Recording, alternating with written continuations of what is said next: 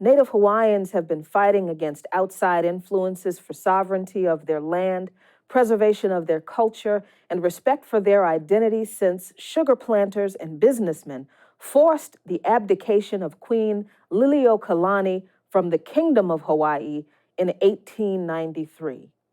In many ways, the continued protests against construction of the 30-meter telescope in Hawaii is more than just a protest against a massive construction project, but it's an extension of that 126 years long fight for the right to sovereignty of Native Hawaiians on their land and the longer fight for self-determination for Indigenous and Native peoples around the world.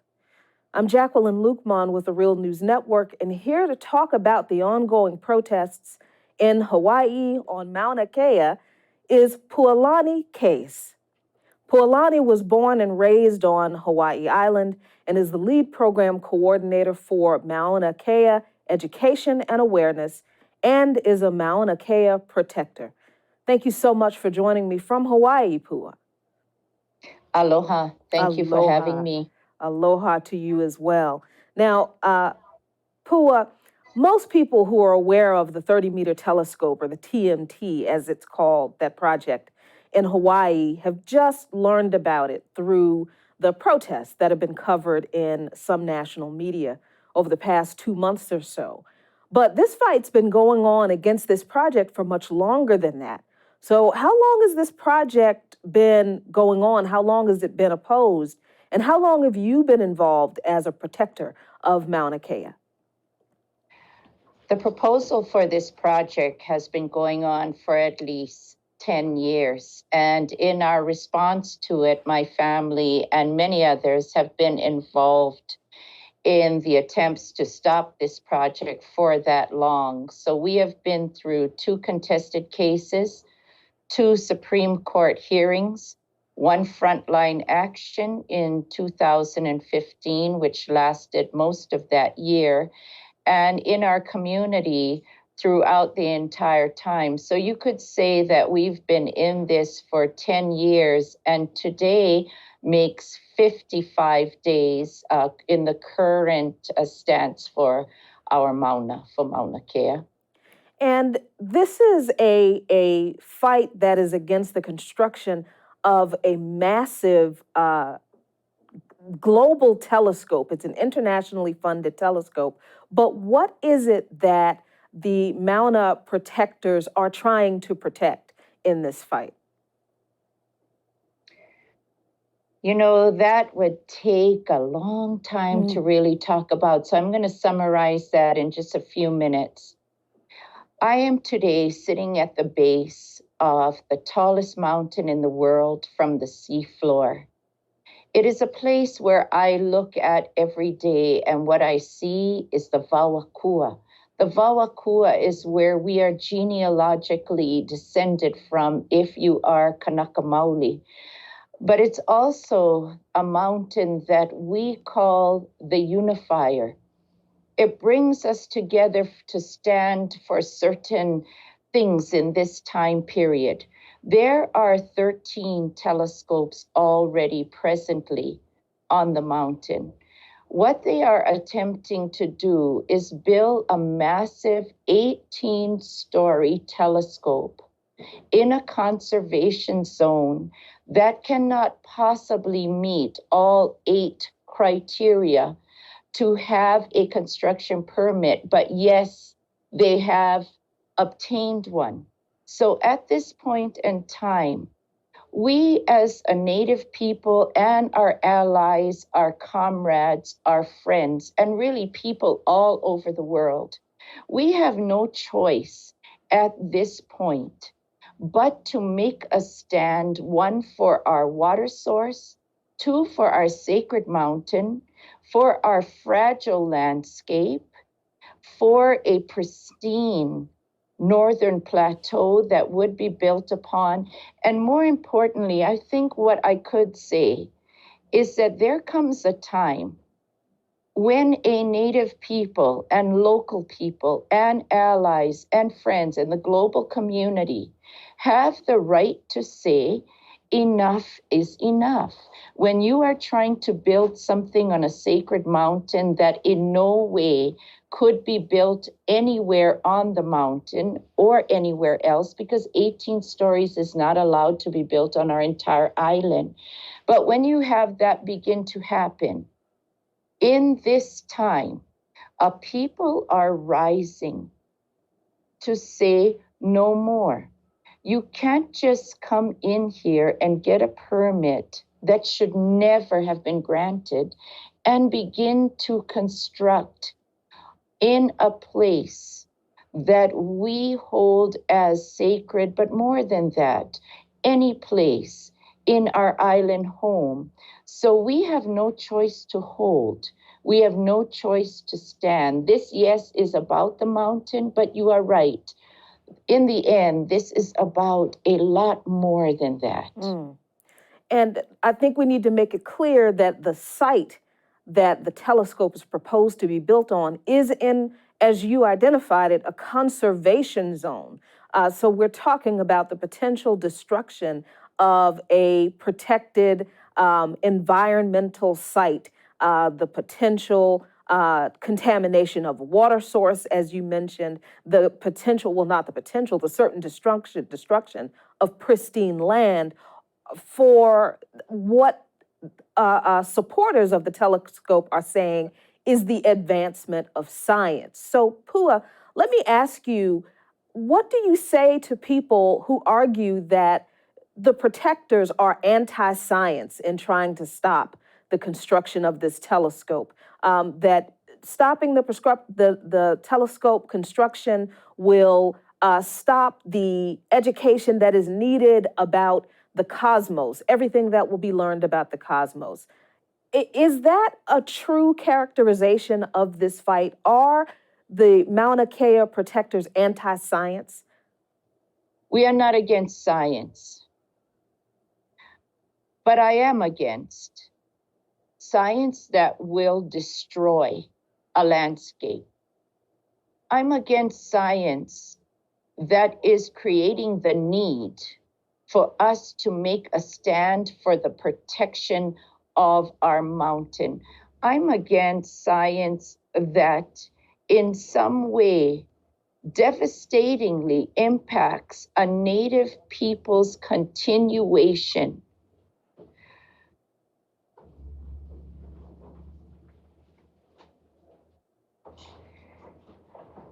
Our continuation of our lifeways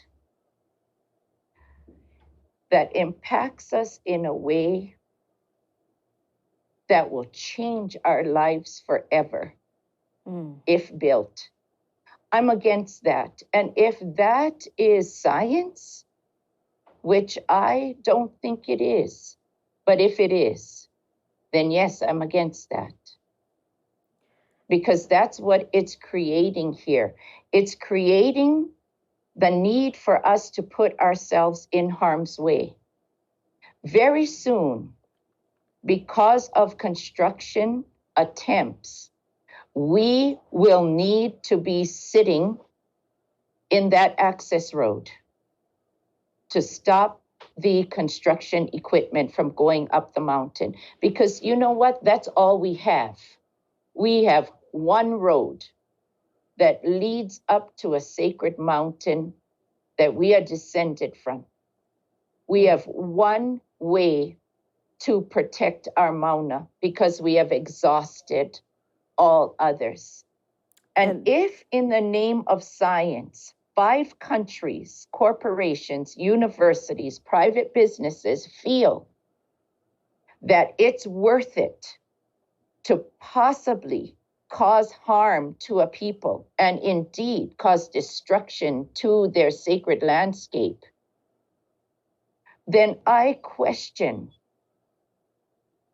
science. Yes, indeed, I do.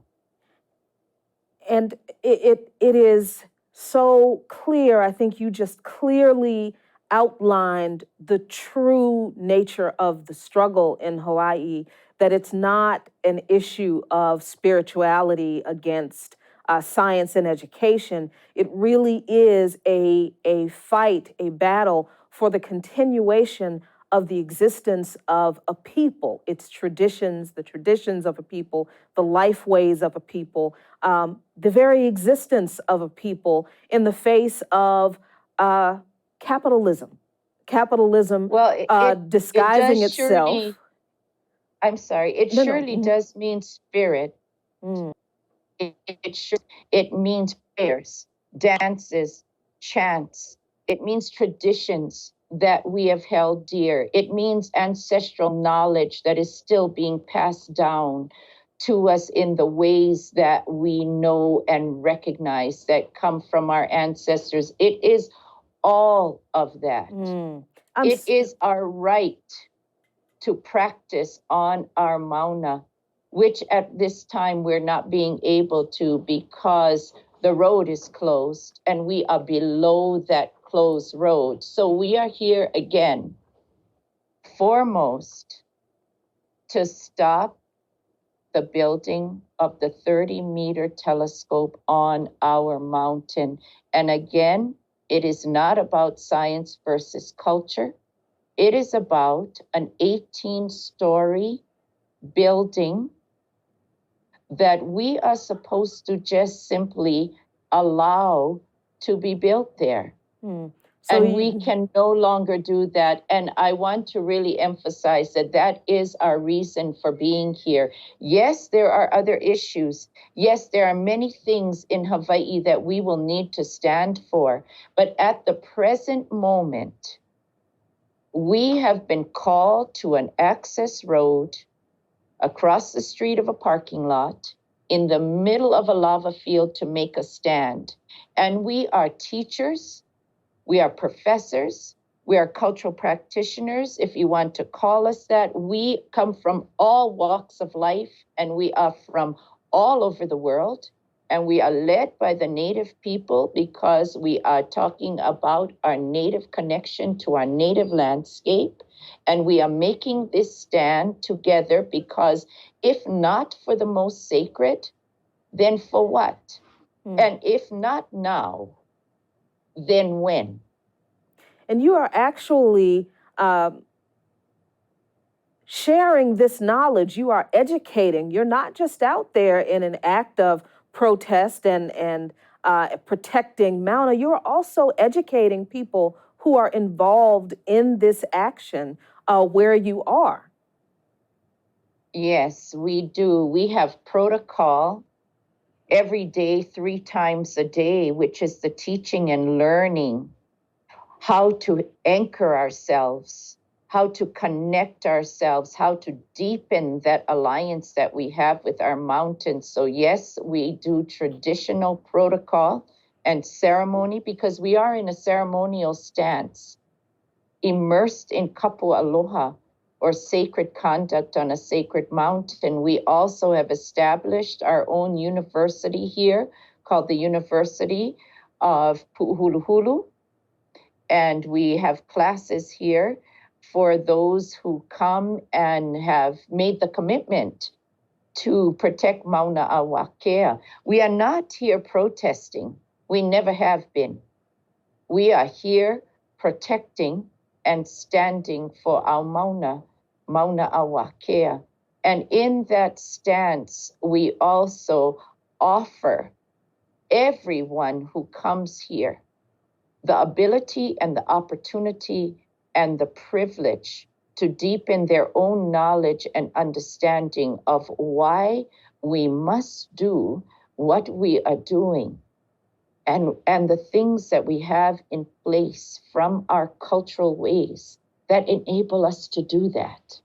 Thank you. Thank you for the correction on not using the term protest and calling what you are doing what it is, protecting your land. Let me ask you this last question, Pua. Can it be said that the struggle to protect Mauna Kea is linked to a larger global struggle of Indigenous and Native and First Nations people in Standing Rock, in Canada, in Brazil, in the Amazon, around the world, who are doing exactly what you're doing in Hawaii to protect not just the land, but the water, the air, the environment as a whole. And ultimately, are you ultimately protecting humanity? What are your thoughts on that? You know, at the end of every protocol, 3 times a day, I'm going to sum it up by saying this. We cannot do this alone. We are what we call kako apau. We are everyone. So we have a chant that we do at the end of protocol to commit to what we need to do and to remember who has to do it. So we honor first the Ho'aina, the native people of this place who have risen to stand. And we are joined here by the Ho'avelolike, who are our Pacific Island cousins. They're our relatives. They are standing for their own Pacific nations and their life ways. And we are joined here by the Ho'apili. And the Ho'apili are just who you are talking about. Those who are standing for their own mountains, their own rivers, their own lands, their waters, their oceans, and their life ways. And for some reason, they have found their way to us, perhaps because we have at some time stood on their front lines, and now they are here to stand on ours. And we are joined by the Hoa Aloha. They are those who perhaps are not any of the others, but they are our beloved friends. They are our allies, our comrades, our alliances. They are our accomplices. And altogether, kako apau, we are here on this planet, in this world, in our own designated land bases, and here on Mauna Kea to do one thing, to love our lands as no other, aloha aina, and to be the pillars that we need to be, joining one another from the 4 cardinal points. We descend from mighty, brave warriors who are still here amongst us to protect us, safeguard us, guide us, protect us, and correct us. And we are all together rising like a mighty wave. Pualani Case, I thank you so much for spending time to talk with us today. And we will be watching the developments on Mauna Kea as they continue to progress. Aloha to you. Aloha to you too. Mahalo nui from Pu'uhuluhulu, the base of Mauna Awa Kea. And aloha to everyone around the world who continues to support us, Native ways and Native peoples. Mahalo, mahalo nui. If you like what you see and hear here on the Real News Network, subscribe to our YouTube channel to stay up to date on our daily content. And thank you for watching. This is Jacqueline Lukman with the Real News Network in Baltimore. Thanks a lot for watching. Appreciate it. But do us one more solemn favor. Hit the subscribe button below. You know you want to. Stay up on the videos.